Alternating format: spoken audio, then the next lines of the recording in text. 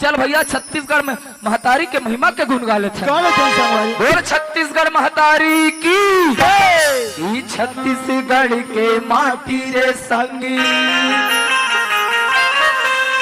ई छत्तीसगढ़ के माटी रे संगी, औ जे मा उपजे सोनहा धान, सोना चांदी हीरा मोती, मोर धान के कटोरा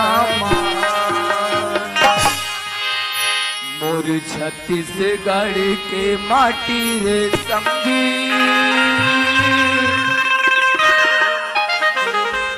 तीरथ धाम लागे ना,